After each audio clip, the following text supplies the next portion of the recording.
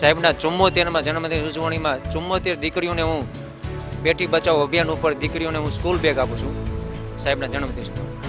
અને આજે જેવો દીકરીઓ છે કે થેલેસમિયા છે, મન બુદ્ધિવાળી દીકરીઓ છે, અંધ છે, દિવ્યાંગ છે, પછી મૂંગાબેરા છે, એ અમે 74 દીકરીઓ 15 કરીને કર્યા છે.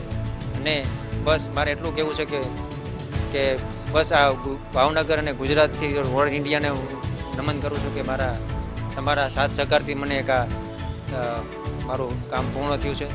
એટલે જય સોમનાથ, જય દ્વારકા, જય ખુશ્બુ હે ગુજરાત.